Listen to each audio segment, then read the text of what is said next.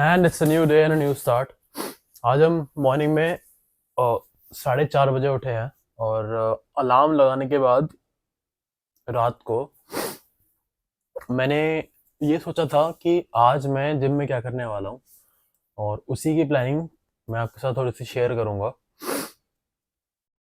सुबह 4:30 बजे उठने के बाद मैंने पहले तो एक ठंडे पानी के बर्तन में पानी के अंदर बर्तन के अंदर ठंडा पानी था और उसके अंदर बर्फ़ डाल दी थी मैंने। तो ठंडे पानी के बर्तन में मैं अपना फेस को डिप किया है। तो करीबन 30 सेकंड के लिए डिप करता हूँ मैं। और उसकी वजह से मेरा जो फेस का इन्फ्लेमेशन होता है और कोई भी डार्क सर्कल्स वगैरह होते हैं और मुझे जगाना भी होता है, तो तीनों चीज़ें एक साथ हो जाती हैं। उस चीज़ को करने के बाद मैंने 2 ग्राम कॉफ़ी बनाई। और ये कहा जाता है कि 2 ग्राम कॉफ़ी में 50 से लेकर 80 mg के बीच में कैफीन होता है।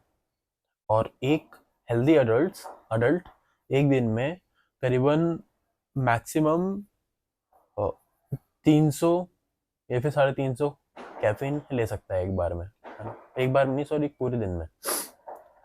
तो अगर मैं इसको गिनूं कि ये 50 mg कैफीन है, क्योंकि इसमें 2.2 के आसपास है, या फिर इसको 80 mg भी मान सकते हैं। मानते हैं अगर ये 80 mg कैफीन है इस 2.2 ग्राम के कॉफ़ी के अंदर। और मैं जो प्री वर्कआउट लूंगा, क्योंकि आज चेस्ट का डे है, मैं जो प्री वर्कआउट लूंगा उसके अंदर 200 mg मुझे कैफीन मिलेगी। तो अराउंड 280 कैफीन मुझे सुबह मिल चुकी होगी। और उसकी वजह से मेरी नींद अच्छी खासी खुल जाएगी, है ना। नींद किक आउट करने की वजह से मेरे जो मसल माइंड का कनेक्शन है वो बहुत अच्छा बनेगा। तो आज का जो चेस का मेरा प्लान है वो ऐसा है कि पहले तो वार्म अप करना है मेरे को, है ना। वार्म अप मैं हमेशा करता हूँ। मोस्टली वार्म अप के लिए क्या करता हूँ, मैं शोल्डर्स को ज़्यादा प्रेफर करता हूँ वार्म अप करना रेदर देन चेस्ट। 1 या 2 सेट नॉर्मल पुशअप्स के लगाने के बाद मैं शोल्डर का वार्म अप करता हूँ। शोल्डर के वार्म अप के लिए सिंपल केबल ली हमने अपने कोनी के हाइट से एडजस्ट किया उसको, और उसके बाद एक्सटर्नली और इंटरनली रोटेट करना है उसको 5 बारी बस। और एक बार शोल्डर के हेड पे लगा के फिर से एक्सटर्नली और इंटरनली रोटेट करना है 5-5 बार। तो ये वार्म अप करने के बाद मैं मूव ऑन करता हूँ अपने चेस्ट के पहले वार्म अप सेट के लिए। ठीक है।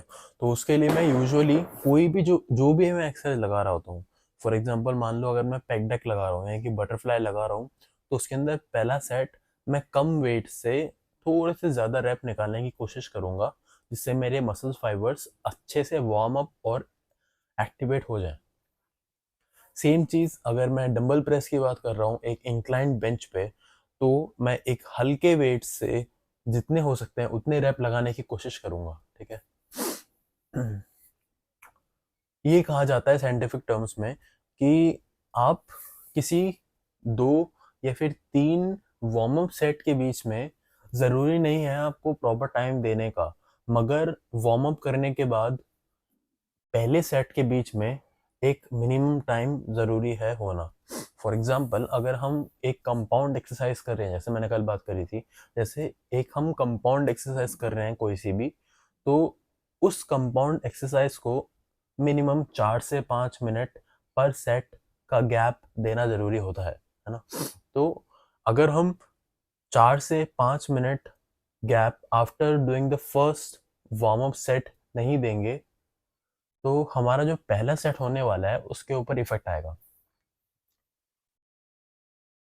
तो लास्ट टाइम जो मैंने इंक्लाइन बेंच प्रेस पे डंबल प्रेस किए थे, उसमें मैंने शायद वेट मैक्सिमम 30 kg रखा था, है ना, क्योंकि मुझे स्क्वीज करना था। आज मैं सेम चीज़ करूँगा, लेकिन 35 kg मैक्सिमम तक ट्राई करूँगा। ठीक है।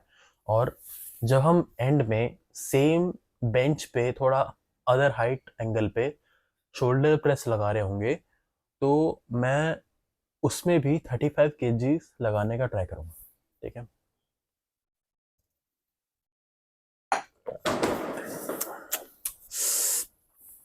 उसके बाद बीच में 3 चेस्ट की एक्सरसाइज और आती है। पहला है हमारा सीटेड केबल चेस्ट प्रेस, जिसमें हम लोग पीछे फोम लगाते हैं। दूसरा है हमारा पेक डेक, और तीसरा है हमारा चेस्ट का फिनिशर, जिसको मैं एक सेट करूंगा खाली। और वो पिछली बार की तरह सेम चीज रहेगी, वाइड एंगल, मतलब वाइड केबल स्टेशन पे मैं लगाऊंगा अपना नॉर्मल फ्लाइस, ठीक है, वाइड केबल स्टेशन पे। तो उसके मैक्सिमम रेप निकालने की कोशिश करूंगा मैं। And by the end of the day हमें वो वाला पंप महसूस करना है जो सॉरी जो हमने लास्ट वर्कआउट में महसूस किया था। तो मैं उस चीज की वजह से काफी ज्यादा एक्साइटेड हुआ आज, और इसलिए मेरा आज मूड सुबह का काफी अच्छा है। ये सब करने के बाद हम एक एब्स की एक्सरसाइज करेंगे। बहुत सारे जो बॉडी बिल्डर्स होते हैं, जो प्रो बॉडी बिल्डर्स होते हैं, जो एक अच्छी लेवल तक पहुंच चुके होते हैं, वो ये बताते हैं कि एब्स बनाने के लिए हमको सिर्फ 2 चीज़ की ज़रूरत होती है। ये मैंने भी खुद भी एक्सपीरियंस किया था जब मैं कटिंग पे था। मेरे एब्स के जो डेफिनेशन थी वो काफ़ी अच्छी थी उस समय। अभी भी डेफिनेशन है उसके अंदर, लेकिन एक लेयर ऑफ फैट उसके आगे चढ़ा हुआ है। तो जो प्रो बॉडी बिल्डर्स हैं, जो कंपटीशन करते हैं मिस्टर ओलंपिया वगैरह में, और जो जीत के आ चुके हैं कई बारी, वो ये बताते हैं कि एब्स के लिए खाली वो 2 ही एक्सरसाइज किया करते थे, और उनका मेजर फोकस डाइटिंग पे रहता था एंड कार्डियो पे रहता था। तो एब्स के लिए सिर्फ 2 चीज़ चाहिए होती है। पहला होता है कि आपकी डाइट अच्छी होनी चाहिए, सॉरी, आपकी डाइट अच्छी होनी चाहिए, यानी कि आपकी डाइट्स में फैट्स और कार्ब्स कम कम होना चाहिए। क्योंकि अगर आप कट कर रहे हो और अगर आपका फैट का कंटेंट ज़्यादा है आपकी डाइट के अंदर, तो कार्ब्स के मुकाबले जो फैट है वो आपको ज़्यादा कैलोरी प्रोवाइड करता है। हाँ, हमको कम कैलोरी में रखना है, हमको कैलोरी डेफिसिट में रहना है।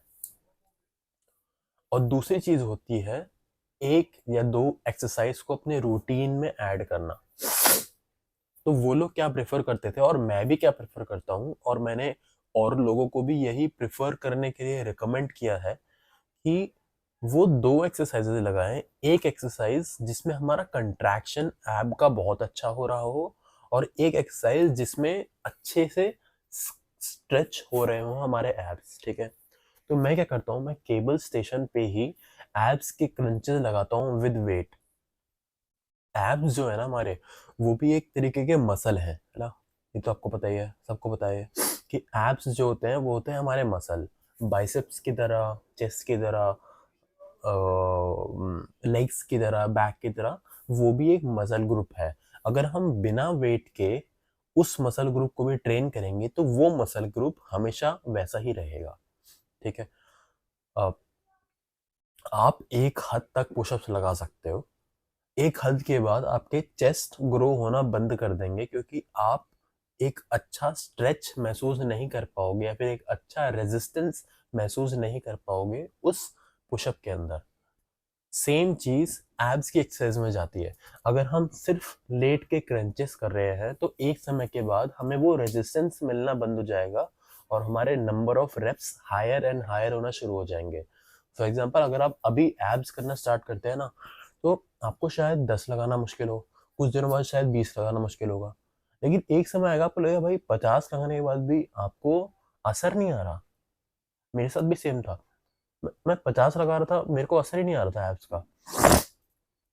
मैंने खुद को एक्सपेरिमेंट करने के बाद ये पाया कि मुझे केबल स्टेशन पे एक रोप लगा के ऐसे क्रंचेस करना ज़्यादा बेनिफिशियल पड़ रहा है, क्योंकि मैं उसमें अपने अकॉर्डिंग वेट एडजस्ट कर सकता हूँ। तो मैं उसके 3 सेट लगाता हूँ एक दिन, और अगले दिन मैं एक एब्स की स्ट्रेचिंग की एक्सरसाइज करता हूँ। स्ट्रेचिंग की एक्सरसाइजेज में सिंपल बार से लटक गया मैं, और पैरों को ऊपर करना है, जिससे जिस भी बंदे या फिर जिस भी बंदे से अगर वो ये पूरे पैर ऊपर नहीं जा पा रहे तो कोई बात नहीं, आप 90 डिग्री तक ले जाइए।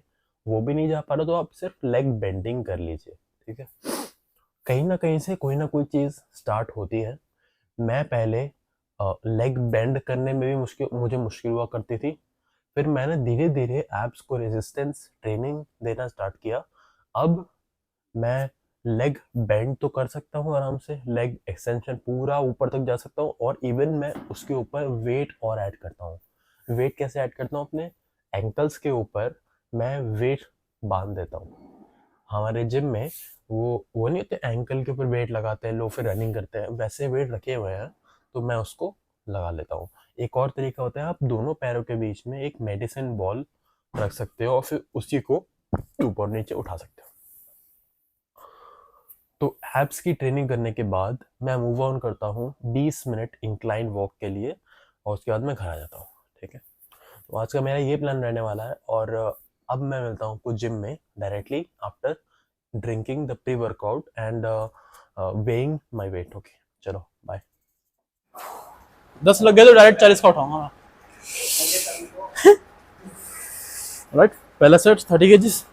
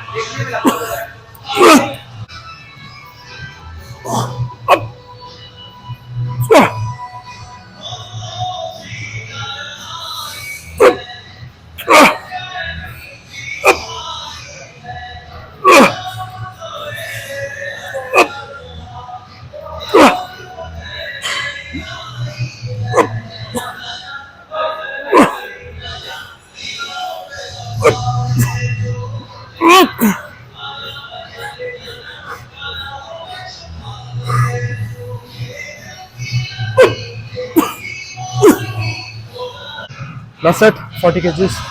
Let's go.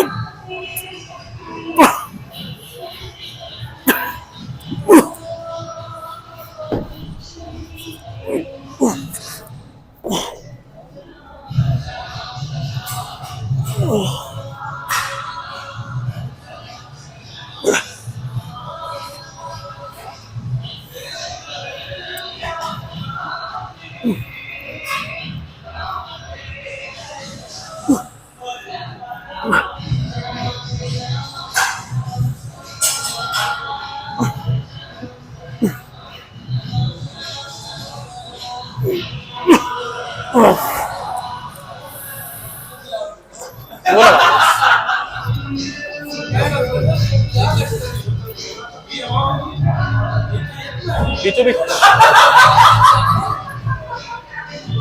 Right, that's it. 30 kgs.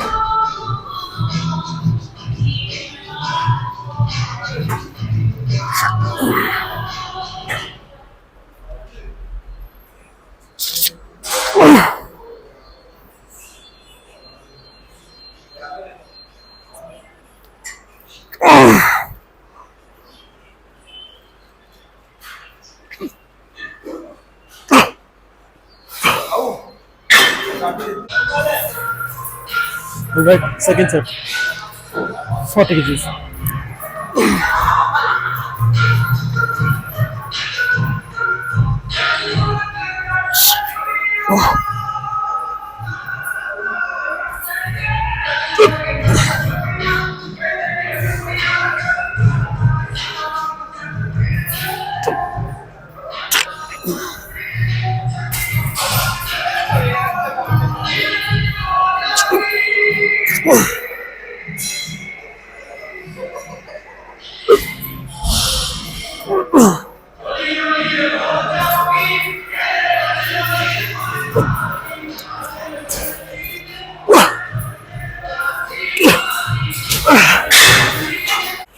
टेढ़ा है,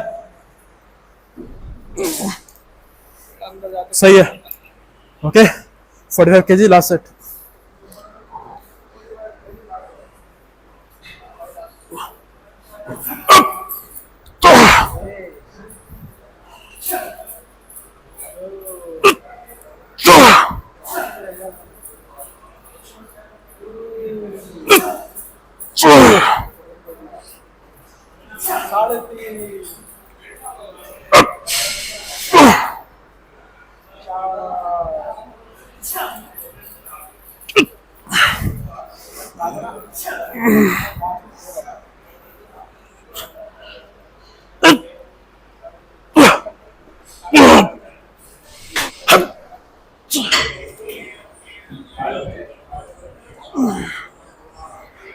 राइट, पहला set 70 kg.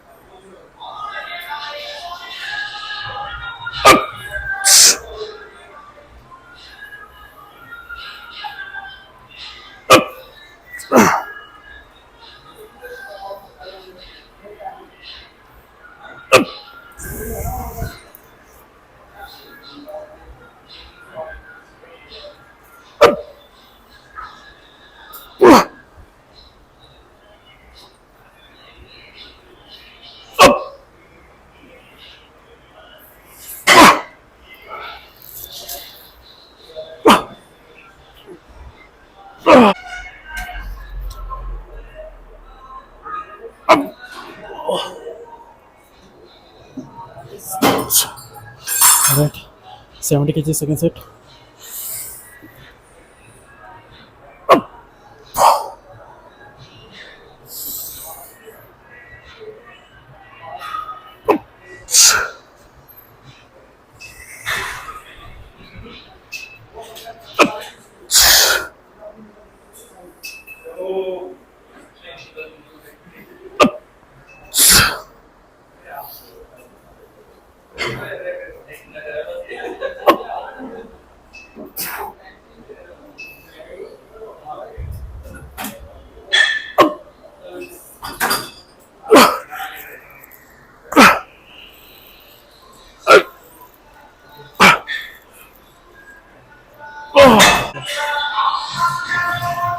Right, last set 70 kg again.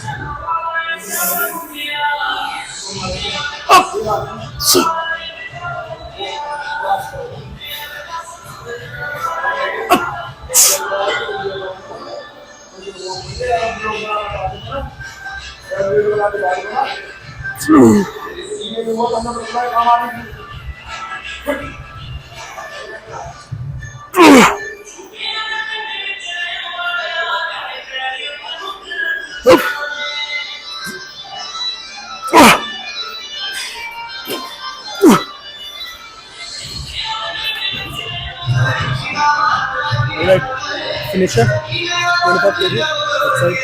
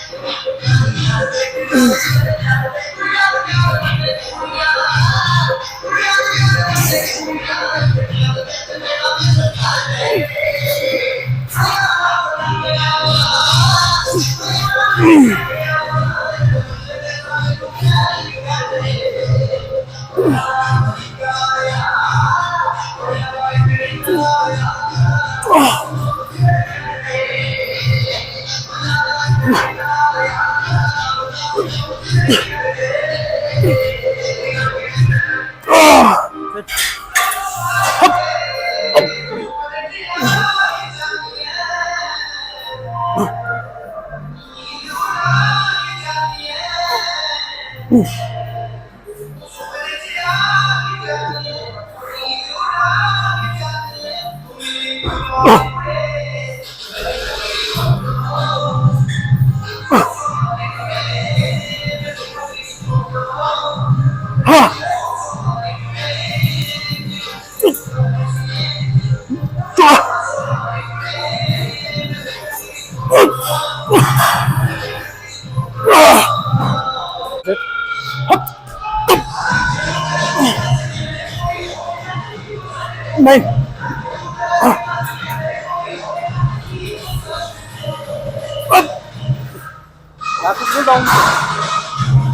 नहीं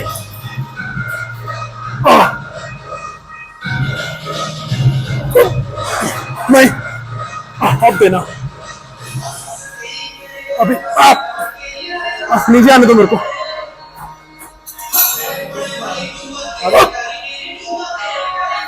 हल्का हल्का, बस बस बस। 35 kgs hard set।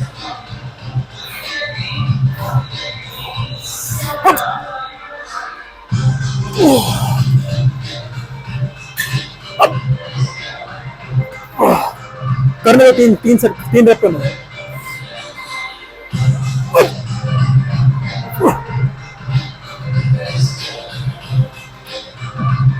हल्का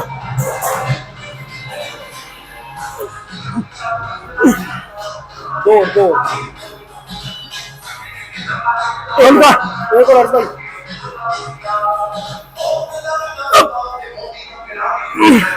चलो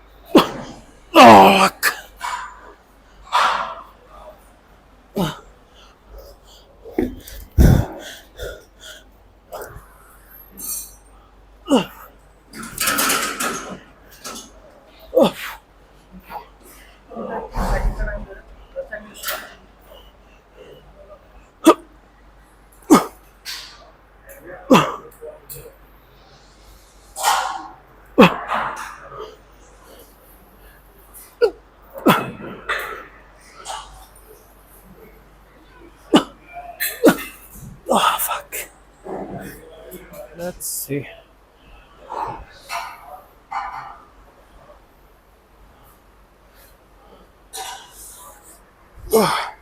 ग्रेट चेस्ट पंप, शोल्डर पहली।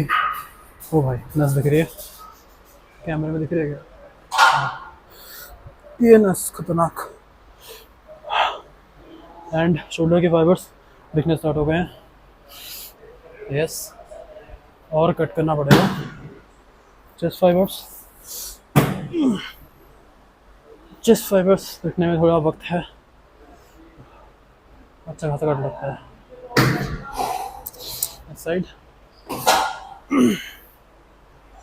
थोड़े बहुत फाइबर्स दिखने स्टार्ट हो गए, स्किन हार्डली मूव हो रही है। चेस्ट फाइबर्स होंगे, कोई ना कोई तो होंगे। Let's C.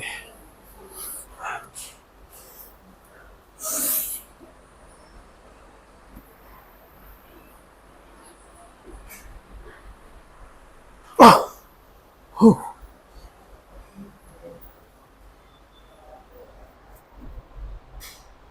right, let's see.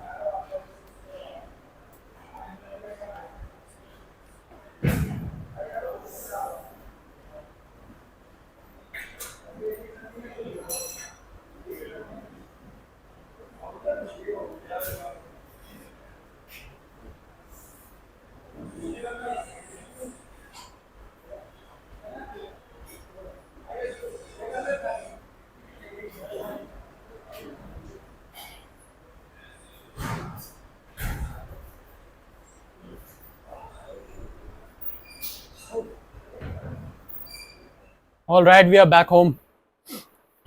तो आज जैसे हमने प्लान किया था कौन सी एक्सरसाइज करनी है, उसी प्लान के हिसाब से हम लोगों ने एक्सरसाइज करी आज।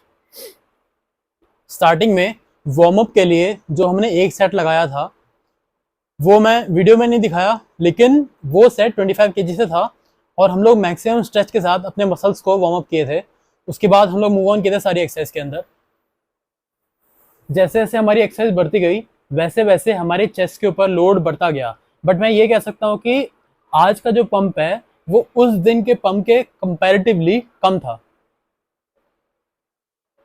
हो सकता है इसका रीज़न कि मैंने आज हैवी वेट उठाया हो, इसकी वजह से मेरे पंप की इंटेंसिटी कम हो गई हो। तो एक हैवी वेट और पंप के अंदर एक रिश्ता होता है। अगर आप ज़्यादा हैवी वेट ईगो लिफ्टिंग करते हैं तो शायद आपके अंदर पंप या फिर आपके अंदर जो स्ट्रेचिंग है वो अच्छे से ना आए। आज मैंने ईगो लिफ्टिंग का ट्राई किया, इसलिए मैक्सिमम मैंने 40 kgs अपने बेंच प्रेस के अंदर लगाए थे, डंबल बेंच प्रेस के अंदर। बट कोई बात नहीं, हम अगली बार फिर से स्ट्रेचिंग पार्ट पे ज़्यादा ध्यान देंगे और अपने वेट को थोड़ा सा कम रखेंगे 25 kgs एंड 30 kgs ओनली। चूंकि आज हैवी वेट था इसीलिए हम लोगों ने थोड़े कम रैप लगाए। अब अगर हम लोग अगली बार थोड़ा लाइट वेट लेते हैं तो हम लोगों को ज़्यादा रैप लगाने का मौका मिलेगा, और ज़्यादा रैप का मतलब होता है ज़्यादा खून हमारे शरीर में दौड़ेगा। बट एक रिश्ता होता है। ये नहीं कर सकते आपकी कैपेसिटी 30 या 35 kg की है तो आप ये नहीं कर सकते कि आप 5 kg से लगाना शुरू कर दो 50-100 रैप, है ना। आप ये नहीं कर सकते, क्योंकि जैसे जैसे आप रैप बढ़ाते जाओगे वैसे वैसे मसल की फटीगनेस कम होती रहेगी और वैसे वैसे आपका फेलियर का जो रैप होता है वो आगे बढ़ता रहेगा। हमें फेलियर 5 से लेकर 10 के अंदर ट्राई करना चाहिए, हमेशा ऐसे एक्सपर्ट्स बोलते हैं। तो मैंने भी जब 5 से 10 के अंदर जब भी फेलियर ट्राई किया है, मेरे मसल्स के अंदर काफ़ी अच्छी ग्रोथ दिखी है। आज सारी एक्सरसाइज करने के बाद जब मैंने फ्लेक्स किया था तो फ्लेक्स में मुझे अपने स्टमक एरिया में ज़्यादा चर्बी दिखाई दी, चर्बी इनफैक्ट फैट दिखाई दिया काफ़ी ज़्यादा। तो इस चीज़ से थोड़ा सा मैं डीमोटिवेट हुआ, या फिर थोड़ा सा मोटिवेट भी कह सकते हैं, कि मुझे अगले दिन से एक प्रॉपर डाइट के साथ एक प्रॉपर रिजाइम ऑफ वर्कआउट करना पड़ेगा। इसीलिए कल से मॉर्निंग में मैं क्या करूँगा, जल्दी उठने के बाद एक पार्क का चक्कर एटलीस्ट लगा के आऊँगा। तो ओवरऑल 3 किलोमीटर्स रनिंग मैं करके आऊँगा मॉर्निंग में। Then I will do the exercises. और जिम खत्म होने के बाद मैं या तो वॉक करूँगा ट्रेडमिल पे, या फिर आज की तरह jump rope with super set of crunches और हैंगिंग लेग रेस। ठीक है, तो आज मैंने करीबन 1200 जंप रोप्स लगाए, मतलब 6 सेट लगाए 200-200 के, और हैंगिंग लेग रेस के 5 सेट लगाए एंड क्रंचेस भी लगाए थे। बार बार एब्स की एक्सरसाइज करने से एब नहीं बनते, आपके जो फैट कंटेंट होता है उसको कम करना पड़ेगा, तो ही हमारे एब्स दिख सकते हैं। मेरे जो करंटली जो एब्स दिख रहे हैं वो मेरे ख्याल से सिर्फ कितना 5-10% हो सकता है ज़्यादा से ज़्यादा, जो मेरे मैक्सिमम एब्स दिख सकते हैं उसका। तो मैं चाहता हूँ कि मैं एटलीस्ट 80% तक अचीव कर पाऊँ इस कट के दौरान। मतलब कि मेरे जो एब्स हैं वो विजिबली बिना फ्लेक्स के दिखने चाहिए। बट अभी जब मैं शर्ट उतारता हूँ तो उसके अंदर चर्बी दिखती है, थोड़ा सा एम्बैरेसिंग टाइप का फील होता है। अगर आप पहले से अपने अपने ऊपर एक स्टैंडर्ड रख चुके हैं कि आप एक हाई अचीवमेंट तक पहुंच चुके हैं, और अगर आप उससे थोड़ा नीचे गिरते हो तो आपको एक ईगो पे हर्ट होता है। लेकिन कहीं ना कहीं माइंड में हम लोगों को ये ध्यान रखना चाहिए कि हमारी ग्रोथ एक स्ट्रेट लाइन में होनी चाहिए, पैराबोलिक नहीं होनी चाहिए। स्ट्रेट लाइन का मतलब है कि हम टाइम के साथ आगे बढ़ते रहे और ग्रो करता रहे। ऐसा नहीं होना चाहिए कि हम लोग एक बार आगे बढ़े और फिर डिक्लाइन में आ जाए, है ना। तो ग्रोथ हमारी हमेशा स्ट्रेट लाइन होनी चाहिए डायगोनल में, और पैराबोलिक कभी नहीं होनी चाहिए। ओके, तो आज का ये रूटीन था। अब मैं आगे से आज से ये ट्राई करूँगा कि मैं बाहर का खाना मिनिमम कर दूँ।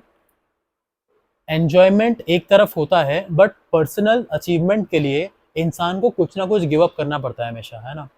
तो मैं अब से बाहर का खाना बहुत कम कर रहा हूँ, और जो मेरा फैट का कंटेंट है वो भी मैं खाली डबल टोन मिल्क और होल एग से ही लिया करूँगा, ठीक है। प्रोटीन मैं दूध के साथ ही पी सकता हूँ, क्योंकि जो वीगन प्रोटीन होता है ना उसका टेस्ट थोड़ा सा अजीब होता है अगर उसको कंपैरेटिवली में वे से कंपेयर करते हैं। तो वे आसानी से पानी में घुल जाता है, लेकिन वीगन जो प्रोटीन होता है वो आटे की तरह होता है, वो एक घोल सा बनाता है जिसको आप गले के नीचे नहीं उतार सकते। इसीलिए आपको दूध में, दही में, आटे में कैसे भी करके उस प्रोटीन को ले सकते हैं आप। बस यही खामी होती है वीगन प्रोटीन की। तो मैं अभी प्रॉपरली वीगन प्रोटीन पे हूँ। वीगन प्रोटीन पे होने का रीज़न यही है कि सस्ता पड़ता है वो। तो बॉडी बिल्डिंग ज़रूरी नहीं है कि आप बहुत ज़्यादा पैसा खर्च करें तो ही आपकी अच्छी बॉडी बनेगी, तो ही आपकी अच्छी बॉडी बनेगी। आप कम पैसे में भी, एक बजट में भी अच्छी खासी बॉडी बना सकते हैं। इस चीज़ को मैं प्रूव करने का ट्राई कर रहा हूँ।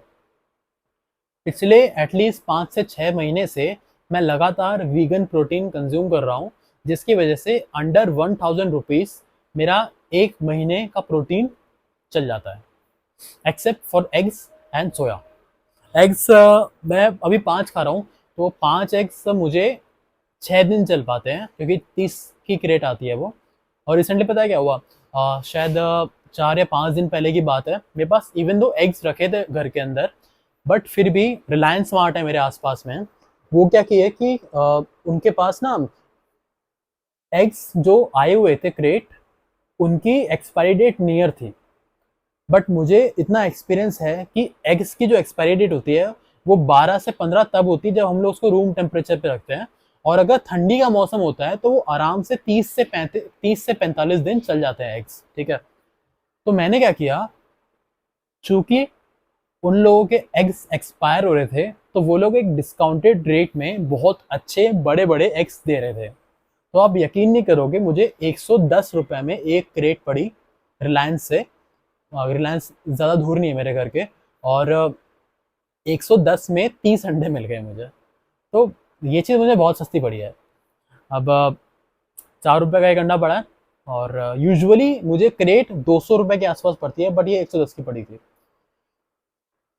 कट करने से एक फ़ायदा एक और चीज़ होती है कि आप जब कट कर रहे होते हो तो आपका खाना जो कंजम्पशन होता है वो थोड़ा कम हो जाता है, भले ही प्रोटीन का कंजम्पशन उतना ही रहे। जब खाना कम करते हो तो आपको बजट भी एक तरीके से बढ़ जाता है बजट भी। लेकिन जब आप बल्क पे होते हो तो आपको केले खाने होते हैं, आप ओट्स खा रहे होते हैं, आप चोकोस, बहुत कुछ खाना होता है बल्क के दौरान, बट कट के दौरान आपका बजट काफ़ी होता है, ठीक है। बस ये थोड़ा बहुत अंतर था दोनों में। कल हम लोग करेंगे बैक, और कल के बैग के बारे में हम लोग कल मॉर्निंग में ही बात करें तो बढ़िया रहेगा। कल मॉर्निंग में शायद मैं पहले उठ के बात कर सकता हूँ, और बात करने के बाद मैं रनिंग पे जाऊँगा, एंड रनिंग से अपने इलेक्ट्रोलाइट्स को रिस्टोर करके, इलेक्ट्रोलाइट्स रिस्टोर मैं नॉर्मली क्या करता हूँ, थोड़ा सा पानी लेता हूँ आधा ग्लास, उसमें आधा चम्मच नमक मिला देता हूँ। तो नमक के अंदर इलेक्ट्रोलाइट्स ही होते हैं, NaCl होता है। तो घुलने के बाद NaCl हमारे पेट में जाते हैं और हमें एज अ इलेक्ट्रोलाइट काम करता है। अगर किसी को इंस्टेंटली इलेक्ट्रोलाइट्स चाहिए हैं तो वो WHO रिकमेंडेड ORS जो होता है ना, ORS भी यूज़ कर सकता है। तो मैं अपने कट के दौरान क्या किया करता था, मॉर्निंग में रनिंग करने जाया करता था, रनिंग करने के बाद आके ORS या फिर नमक का पानी पिया करता था। उसके बाद मैं जिम जाया करता था, अपनी एक्सरसाइज करा करता था। तो मेरा रूटीन रहा करता था। तो मैं अब से यही चालू करूँगा, मैं मॉर्निंग में रनिंग करने जाया करूँगा, एक चक्कर मारने के बाद जिम। इसका प्रोग्रेस रोज़ देखेंगे। आज मैं इतना हैवी कटिंग के ऊपर बात इसलिए कर रहा हूँ क्योंकि आज जब मैंने अपना बिजनेस करने के बाद मॉर्निंग में अपना वेट नापा तो वो वेट था 80.5 kg। इवन दो परसों मेरा वेट था 78.5 kg। तो 1.5 किलो मेरा वेट बढ़ा है। अगर आप वेट कम कर रहे होते हो और अपने वेट को बढ़ते हुए देखते हो तो आपके मन में एक डाउट आता है कि क्या मैं ये सही कर रहा हूँ कि नहीं, राइट? मेरे मन में डाउट आया था। तो उस डाउट को क्लियर करने के लिए मैं कुछ दिन अगले एक एक्स्ट्रा स्टेप करने वाला हूँ, जो मैं आपको बता दिया, रनिंग। ठीक है, तो रनिंग करेंगे, उसका रिजल्ट आपको बताएंगे। वीगन प्रोटीन का एनालिसिस हमारा चल रहा है और इसका भी रिजल्ट आपको बताएंगे। ठीक है, तो मैं आपसे कल मिलता हूँ। ओके, चलें, बाय।